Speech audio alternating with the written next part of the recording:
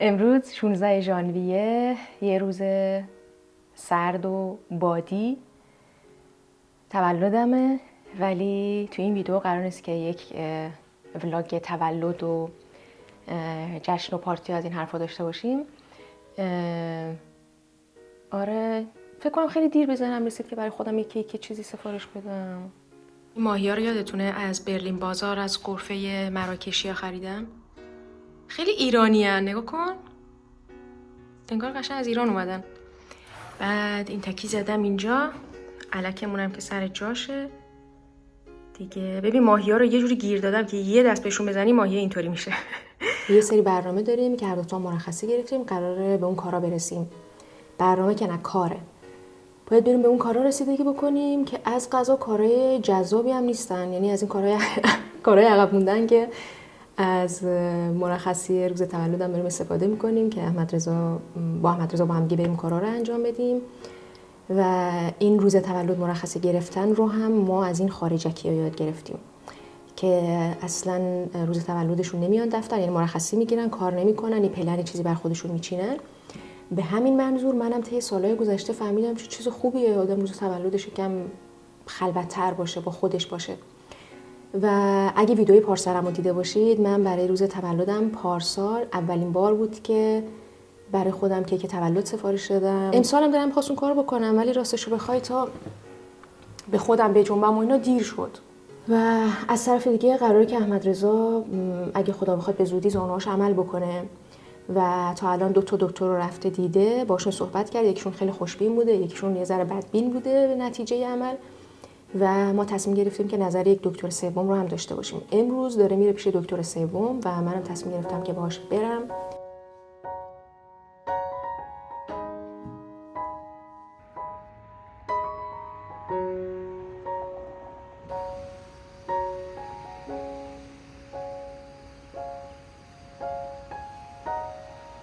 خب بچه ما زدیم بیرون بریم مطب دکتر، ولی من واقعا شبیه شازده کوچولو میشم وقتی اینطوری میکنم. کیفو مرتب کن نشونت، همچین قشنگ این کارو میکنم. تولدم تبریک نگفتی امروز؟ الان چرا صبح گفتی؟ من دیشب گفتم، صبح گفتم، هر لحظه که جز کردی گفتم، تو دستشویی بودی گفتم. خب خیلی مهمه تو دستشویی بودی، هر روز 3 بار گفتم. آلمانیا یه چیزی خرافاتی که دارن اینه که قبل از روز تولد اصلا نباید تبریک بگن، بدیومنه. برای همین هیچ وقت این کارو نمی‌کنم دیگه. همکارام تازه الان که 16 ژانویه است، یعنی صبح روز 16 همشون دارن پیام تبریک میفرستن.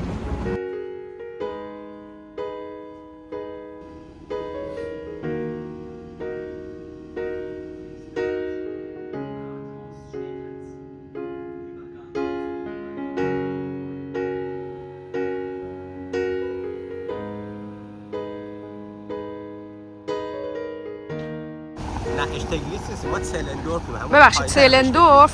بابا ایستگاه مکزیکو پلاتس پیاده شدیم و این محدوده رو دارم درست میرم. بعد ببین چقدر خوشگله این دوره بر. به احمد رضا گفتم که پس چرا ما هیچ وقت نشنیدیم که کسی بیاد اینجا خونه بخره؟ همه میرن تو سمت شارلوتنبورگ و اینا خونه میخرن، در حالی که اینجا خیلی تمیز و خوشگل و به نسبت هم خلوت‌تره. بعد فلسفه احمد رضا اینه که چون ایرانی‌ها دنبال اینن که به هم دیگه بگن کی کجا خونه خریداره. نه عملاً کی کجا خونه خریده. داشتم به مسئول میگفتم قبل اینکه از خونه بیایم بیرون، همین امروز اگه مثلا من ازت میپرسم مثلا کجای برلین دوست داری خونه بخری، قطعا مثلا میگفتی شونبرگ، نمیدونم مثلا ویلمزدورف، شارلوتنبورگ، کودام. هیچ احتمال حتی نزدیک هم نمیشدید سلندورف. اگه مثلا من میگفتم نظر در مورد سلندورف چیه، میگفتی احمد رضا دیگه اون این حیوان وقتی میخواد بکشه خونه بخره، سلندورف هم شد جا.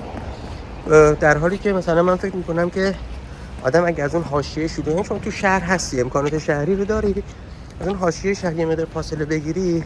همچین هم حاشیه نیستیم، ولی به هر حال دیگه مثلا اون وسط مرکز نیستی دیگه. آره تو اون شلوغ پلوغی هم نیستیم. آره. آخه من کمتر میشنوم که آدم‌ها از اینکه اینجا هستن حرف بزنن یا خوشحال و راضی باشن. ولی خیلی جای قشنگی، من که خوشم اومد. چون ما داریم یه ذره در مورد خرید خونه فکر می‌کنیم، البته که با 1000 تا وام و جنگولک بازی، ولی و داریم به منطقه و اینا فکر می‌کنیم. برای همین بحثمون کشید به اینجا.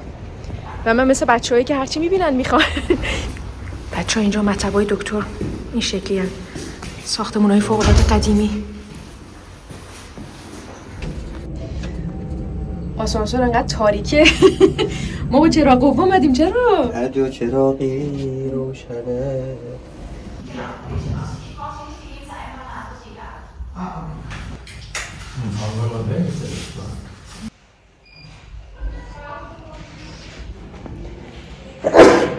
شما تو مطب نشستیم منتظریم که دکتر بیاد، هنوز نیومده. یعنی تو اتاق دکتریم. بعد یه ذرم استرس داره احمد رضا به خاطر اینکه یکی از دکترها یه چیز گفته، اون یکی یه چیز دیگه گفته و امروز با نظر این دکتر ما میتونیم تصمیم بگیریم که چیکار بکنیم و پیش کی انجام بده این عملو. البته خانم این منطقه گرونیه اینجا؟ تو مطب دکتر یادم موله قیمت خونه میگردی؟ آره این خونه رو ببین، از همون شکل آپارتمانایی که تو خوشت میاد. خب متری 7000 یورو. میگم غیر از همون یه مورد خاص بقیه قیمت ها مثل همون مناطق دیگه هست، یعنی تو حدود مثلا 4000 خورده یه متری. این سومین دکتری بود که احمد رضا اومد پیشش. دکتر اول یه دکتر آلمانی بود که خیلی بدبین بود به نتیجه عمل. دکتر دوم یه دکتر ایرانی بود که خیلی خوشبین بود و این سومی میگفتش که یه چیزی این وسط بود. یعنی میگفت میتونی حداقل زانوی پای راست تو، چون احمد رضا به خاطر داستان هموفیلی که یه سری براتون توی یکی از ویدیوهامون گفتیم، زانوی راستشو اصلا نمیتونه خم بکنه، از دست داده. آره یه جوری زانو کارکردشو از دست داده و خیلی ثابت و بدون حرکت و امکان خم شدن نداره. حالا این دکتر گفت نه ما میتونیم یه کاری بکنیم که تا 90 درجه خم بشه. احمد رضا هم گفتش که اگه 90 درجه بتونید خمش بکنید من کاملا راضی هستم.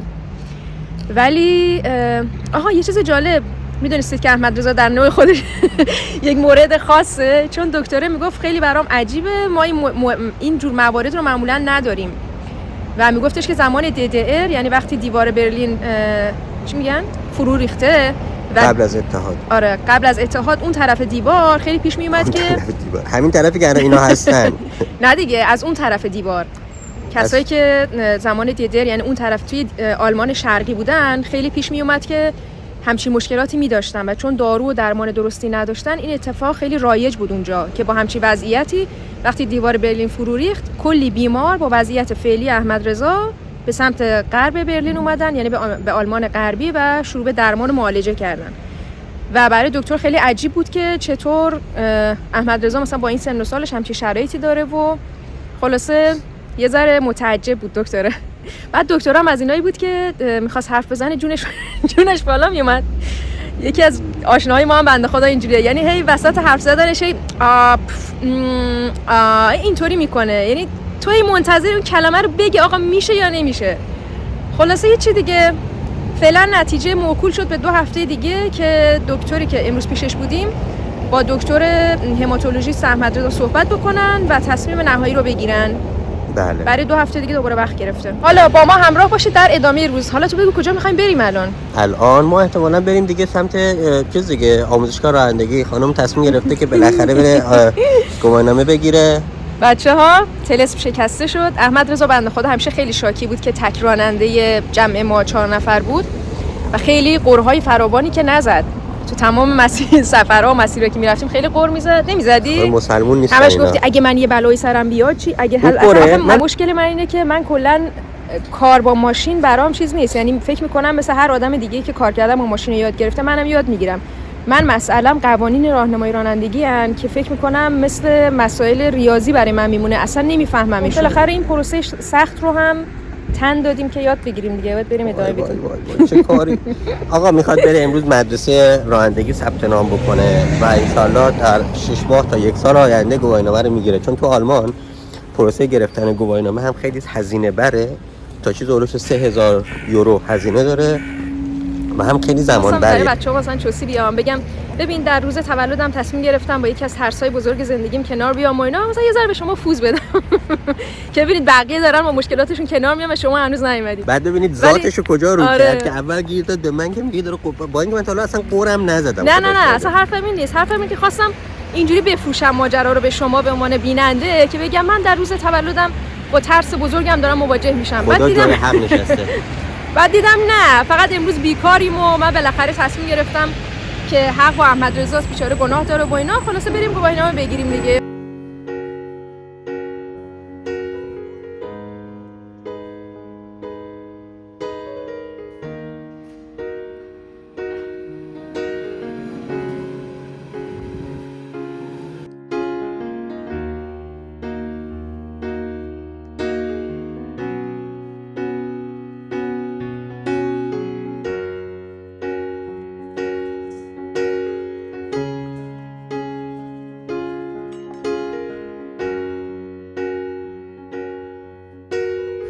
وای خاک انداز.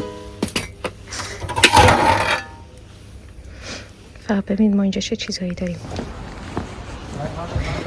ما رفتیم افغان زمین، خرید مواد غذایی کردیم. شنبه کلی مهمون داریم، مهمون خارجی هم داریم از نروژ مهمون داریم. نمیدونم از فکر این که بخوام برم یه چیز اینجوری مهمو یاد بگیرم یه ذره به خدا قلبم داره تیر میکشه. قلب این بر بود دیگه، نه به خدا قشنگ یه لحظه تیر کشید قلبم. اینا همش نشونه است کائنات نمیخواد که چه کائناتی داریم. بچه این بالا رو ببینید. ما رفتیم یه کیک کوچولی فوق العاده ساده گرفتیم فقط برای اینکه یه شمعی فوت کرده باشیم. خب فندک نداریم. هپی برثدی مبارک. چقدر چیزه قیافم هم انگار خیلی بیرنگه. مبارک مبارک تولدت. چه غریبانه. آره خیلی غریبانه است. تکرار تولدهای غریبانه چگونه گذشتانه. خب بذار آرزو بکنم. میخواد اینو بگیری دسته؟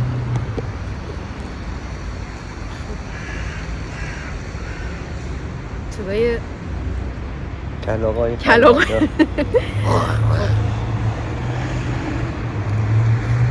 الله یا تولد مبارک ازم. ممنونم. 100 سال به این سالا. ولی باحاله. دارم خود یه بار دیگه هم فوت کنم. تولدش مبارک. عقده با آدم چه کار که نمی‌کنه. مبارک. با هم فوت کنیم. 1 2 3. تو زودتر فوت کردی. به طرز مسخری این غذای مورد علاقه احمد رضاست. یک غذای تیپیکال آلمانی به اسم ماولتاشه که میتونه داخلش هر چیزی باشه از گوشت یا سبزیجات. خب بچه ها جونم ما برگشتیم خونه. جای شما خالی. غذا هم خوردیم دیگه. این بنفشه گلایی که روژان برام آورده بود اینا رو هم که خودمون امروز گرفتیم. اینجوری بذارم کنار هم دیگه به نظرم باحال میشه. ما رفتیم فاخشوله ثبت نام کردیم. حالا اگه دوست داشته باشید لیست هزینه‌هاشو براتون عکس میگیرم میذارم که اگه میخواید شما هم یه برآورده هزینه چیزی داشته باشین. و تو میتونید توی کلاس انگلیسی یا آلمانی شرکت بکنی. من خودم برای آلمانی ثبت نام کردم چون الان با آلمانی انگار راحت‌ترم. انگلیسی هم زمانی بود و بگذشت. انگلیسیمون هم دیگه ریدمال شد بعد از که آلمانی یاد گرفتم. فکر می‌کنم تئوری کلش با هم دیگه کمتر از 200 یورو بود. 190 تا 180 یورو بود و هر جلسه عملی هر 60 ساعت 80 یورو. ولی کلی هزینه‌های جانبی داره ها. باید برید شهرداری اینو ثبت نام کنی 50 یورو بده. تو اینا رو هم دارم. چه بویی هم میدن. بذارم دیگه.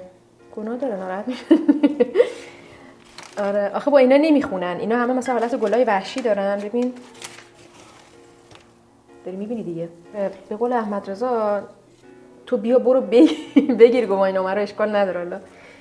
دیگه ببینیم چی میشه. یا شانس اقبال. بچه‌ها من از رانندگی خیلی میترسم. خیلی بدم میاد. یعنی اینکه بدم میادم از ترسم دیگه به خاطر اینکه هیچ وقت نمیتونم خودم رو تصور بکنم که دارم داخل شهر رانندگی میکنم. خیلی کلا کنسپت قوانین راهنمایی رانندگی برای من انگار غیر قابل فهمن. یعنی فکر میکنم از تمام درسایی که تو مدرسه خوندیم،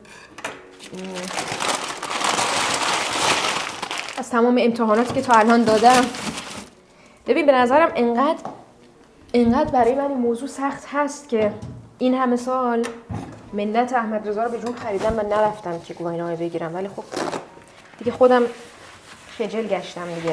راستی یک تریک بهتون یاد بدم. مثلا منم یه چیزی بلدم، بچه بزرگ بهتون یاد 2 تا قند می‌نازم تو این آبه و تا مدت‌ها اینا برام میمونن. واقعا راضیم. شما چطور؟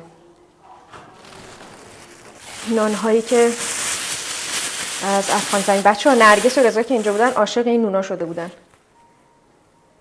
نمیدونم بچه‌های برلینم شما هم دوست دارید یا نه، ولی ما این نونا رو خیلی دوست می‌داریم. بچه‌ها هفته‌ای که گذشت، یعنی هفته اول و هفته دوم سال 2025 خیلی برای ما پر ماجرا و پر دردسر و سخت بود. یعنی واقعا در سال جدید با مسائل و مشکلات جدیدی مواجه شدیم. در قدم اول باید بگم سر کار اوضاع خیلی شلوغ پلوغ به هم ریخته و نه چندان جذاب بود. دیگه جونم براتون بگه که فقط مسائل سر کار نبود. ما گادو رو بردیم، یعنی دقیقاً 2 ژانویه، خب 2 ژانویه 2022 گادو وقت چکاپ سالانه داشت. بردن همانا و کلی مسائل مشکلات شروع شدن همانا. دکتر برگشت گفتش که گادو مشکل قلبی خفیف داره، یعنی گفت قلبش مرتب کار نمیکنه. و از اون طرف هم دندوناش رو چک کردن، گفتن دندوناش خوبه ولی یکی از دندوناش عفونت کرده بود و باید میکشیدنش بیرون از این دندونای عقبی. دندون رو گرفته کشیده، احمد رضا برده بودش. دندون رو گرفته کشیده ولی ریشه دندون تو لثه مونده و گفت اینو باید بیاد با عمل درش بیاری. قرار شد که من ببرمش برای اولتراشاین چیز میشه؟ سونوگرافی نه؟ نمیدونم. بعد آره خلاص احمد رضا با یک دندان شکسته گادو رو آورد خونه و این خبرهای بعدو به گوش من رسوند که باید عمل بشه و برای ریشه دندونش و برای قلبش هم بفرما حلال زاده. گاگا من یه روز بعد از سر کار که اومدم با بدبختی بردم توی توالت، در رو بستم که بتونم بگیرمش، چون در غیر این صورت همه جای خونه میره زیر تخت و اینا نمیشه گرفتش. بعد گرفتم گذاشتمش تو کیسه، تو این کیفش. یعنی رفتیم دکتر، بعد یه ذره موهای این زیر سینه‌شو تراشیدن، اینجاهاشو ندیدید که اینجاهاشو تراشیدن و اصلا 2-3 نفری نگرش داشته بودن، باز این لگد میزد. یعنی خیلی دکترم گفتش که چه زوری داره، بهش نمیخوره اصلا. دیگه به منم میگفتش که همونجا سرش رو مثلا مالمالی کن که آرامش داشته باشه و اینا. بعد گفتش که آره مشکل قلبی خفیف داره. گوگو قلب کوچولو داره، قلب کوچولوش داره بزرگ میشه. یعنی گفتش که ماهیچه قلبش داره بزرگتر از حالت عادی میشه. قرار شد 6 ماه بعد دوباره ببرمش سونوگرافی بده و همین بارم که بردمش 220 یورو پولش شد، همین سونوگرافی فکر میکنم. بعد حالا اینو گوش کن، یه روز دیگه باید میبردمش برای عمل. جمعه صبح من یکم دیرتر رفتم سر کار که گادو رو ببرم که اونجا بخوابه عمل بشه، غروب برم دنبالش. بعد خانومه یه فرمی داد به من پر کنم، همین روبروی خونمونم هست، یعنی یه شانسی که آوردیم باید فقط از عرض خیابون رد بشیم. بعد حالا گادو میو میو با بدبختی انداختمش توی کیفش و بردم و اینا، بیقراری میکرد. بعد یه خانومی گفتش که عملش حدود 1000 یورو پولش میشه. بعد گفت تازه این معلوم نیست، ما باید بریم تو اتاق عمل ببینیم چه اتفاقی میفته. و من گفتم چه خبره، 1000 یورو خیلی زیاده و اینا چون خیلی جوونن ما اصلا بیمه‌شون نکردیم. به ما همیشه گفته و شنیده بودیم که میگن گربه رو تا جوونه 2-3 سال اول نیازی به بیمه نداره. گادو الان 4 سالشه. دیگه چشمتون روز بعد نبینه. زنگ زدم به احمد رضا، گفت نه بیارش، نذار برای عمل چون 1000 یورو خیلی زیاده. بعد تازه اینا میگن حدود 1000 یورو، یعنی حالا لیستش رو فیلم گرفتم میذارم براتون. نمیشد حدود 1000 یورو. حالا میره اونجا میگه آره اینم بهش زدیم اونم بهش زدیم 1500 1700. خب همچی پولی نداریم ما. بعد هیچی دیگه، حالا بردیمش خونه که ببریم پیش دکتر دیگه ببینیم اون چی میگه. کلی عذاب وجدان گرفته بودم، خیلی ناراحت بودم، همش با خودم گفتم زودتر ببریم دکتر، نکنه درد داشته باشه، نکنه داره اذیت میشه. بعد داستان قلبش هم خیلی خوب ناراحت کننده بود که البته گفت برای این نژاد خیلی متداول این مدل بیماری، اصلا قبل از اینکه هر اتفاقی بیفته باید به نظرم بیمه بکنیم، مثل ما نباید وایسید که مریض بشه بعد. و خب هزینه‌ها تا الان همه مثلا اوکی بودن، نمیگم خیلی کمن ولی میشد با پول ما پرداخت کرد، یعنی خیلی اذیت نبودیم. ولی از فکر این که مثلا حالا این مرتبی مشکلات پیش بیاد، به نظرم خلاصه داریم میگردیم دیگه. داریم من احمد رضا چند تا پیدا کرده. بعد بیمه هام خب اکثرا مثلا ماهانه 60 تا 70 تا پولشونه دیگه. آره یه کسی که هندو نمیخوره باید پای لرزش هم بشینه. پت که میاری باید اینجوری خرجش هم بکنی. نامه‌ای که شهرداری برامون فرستاده که اگه میخوایم رای بدیم کجا بریم و کی بریم و از چه ساعتی تا چه ساعتی. و همونطور که میدونید اولاف شولز صدر اعظم عزیز ما بنده خدا خیلی عمر صدارتش به دنیا نبود و خیلی زود از قاعده بازی کنار گذاشته شد و در کمال ناباوری اطلاعات خیلی زیادی بلد نیستم به اون صورت. این چیزی که مثلا از توی اخباری که خیلی دم دستی دنبال میکنم. خلاصه به نظر همگان اومد که دولت خیلی ناکارآمده و خلاصه داره منحل میشه دولت. و حالا دولت جدید قرار دوباره بریم رأی بدیم. الان هم این نامه‌ای که بهتون نشون دادم هم برای من اومده هم برای احمد رضا، برای اینکه بریم رأی بدیم. و الان داشتیم در مورد این حرف می‌زدیم که تو می‌خوای به کی رأی بدی و من به کی می‌خوام رأی بدم و اینا. فکر می‌کنم 2 سال اینا چند وقت الان اولاف شولز صدر اعظمه، خیلی نیست. جالبه بعد از مثلا مرکل که فکر می‌کنم اگه اشتباه نکنم 16 سال بر حالت صدر اعظم بود و بر مسند قدرت تکیه زده بود، 16 سال در مقایسه با کسی که فکر کنم حتی 2 سال هم نشد، اگه اشتباه می‌کنم بهم بگید. و خیلی زود فاتحه‌اش خونده شد و الان دوباره قرار بریم رأی بدیم. جالبه برام، یعنی داشتم الان به سرنوشت میدونی داشتم به چی فکر می‌کردم، به اینکه اولاف شولز الان مثلا داره پیش خودش چه فکرایی می‌کنه، مثلا تو چه خیالاتیه، مردم چی میگن، زنش بهش چی میگه. حتما یکی هست که بهش بگه خاک بر سرت، نتونستی مثلا 4 سالم نتونستی بمونی، 4 سال که 2 سالم نتونستی بمونی، فلانی 16 سال. قشنگ معلومه که تیپیکال یک تربیت ایرانی حاصلش شده این. بماند. حالا خیلی سخت شده آخه هیچ کدوم از حزب‌ها الان اونجور که آدم دلش میخواد نیست. بعد یه سری از حزب‌ها خب خیلی زاین، ولی یعنی زاین که یعنی اصلا با ارزش‌هایمون نمیخونن، ولی پلن‌های خوبی دارن. پلناشون از طرق نادرستی میخوان اجرا بکنن، از راههایی که برای ما مثلا از لحاظ اخلاقی خیلی نمیخونه، ولی اونایی که ما از لحاظ اخلاقی با چی میگن آیین‌نامه‌هاشون و ایناشون مثلا احساس همدلی بیشتری داریم، در عمل خیلی کار خاصی انجام نمیدن و مردم از خودشون رو ناراضی کردن. خلاصه کار سخت شده دیگه، یعنی بین بد و بدتر باید انتخاب بکنی همیشه. دیگه جونم براتون بگه که خلاصه این روزای ما اینطوری گذشت، خیلی روزای جذابی نبود. میدونید اینجور نبود که بگم خیلی غمگین بودم و اینا، خیلی مضطرب بودم، یعنی خیلی اضطراب آور بود. امیدوارم حالا بقیه سال خوب باشه دیگه. امروز هم که حالا تولدم بود و اینطوری گذشت و الان هم که میبینید شب شده. بچه الان دیدم در سطل آشغال بازه. خب بچه‌های عزیزم، به پایان آمد این دفتر، حکایت همچنان باقی است. چرا دارم چرت میگم؟ به خدا کلی کار دارم، خستم. میدونی چقدر پیاده روی کردم؟ امروزم دلدرد پریودی و همه چی قاطی قاطیه. هنوز پریود نشدم ولی دلدردش اومده دیگه. نویدشو داره میده. راستی بچه‌ها من یه مدتی بود که هر یک شنبه ویدیو میذاشتم، ولی از اونجایی که خیلی سخت بود هر یک شنبه بود ویدیو میذاشتم، بعد تمام شنبه و یک شنبه درگیر این ماجرا بودم و با توجه به لایف استایل خیلی قاراشمیشی که دارم تصمیم گرفتم که این فشار رو از رو خودم بردارم که یک روز مشخصی ویدیو بذارم. امیدوارم که شما این موضوع رو درک بکنید و منو فراموش نکنید. هر وقت ویدیو گذاشتم حتما بیاید یه سلامی چیزی بهم بکنید، همدیگه رو به قول گفتن گم نکنیم. و میگم از اون روتین هفته یه دونه احتمالاً بیام بیرون و دوست دارم ویدیو بذارم، ولی اینکه مرتب بذارم اینا متاسفانه نمیتونم، یعنی واقعا جور در نمیاد. به خودم این جنبم شب شده، بعد بیام کارهای خونه، یه سری چیز هست دیگه، داستان هست. حالا همین داستان رانندگی و اینا همه بعد از ساعت کاری ان دیگه، یعنی مثلا ساعت 6 غروب کلاسا دیگه نمیشه واقعا. بچه‌ها حدس بزنید ایده رومیزی رو از کی گرفتم؟ کندال جنر. دیدم تو خونش رومیزی انداخته، برام خوش اومد. یاد قدیما رومیزی توری گرفتم از آمازون، خیلی کیفیت نداره ولی حس و حال خوبی داره. ناخونا من ببینید، اگه برم ایران حتما از این توری‌های با کیفیت میارم، اونایی که اینجاش چین چینیه. اینم دیدی عزیزمون قشنگ جا خوش کرده. منتظر مهموناییم، هنوز نیومدن. غذا هم بازم خورش بامیه. این که خب هیچی. بچه اینو از دیشب آب کردم، انقدر ذوق داشتم شب قبل از خواب کتری آب کردم دیگه. بذار کیکم هم بهتون نشون بدم. بازم از این کیک ها درست کردم، فقط عاشق این تیکشم. میبینید این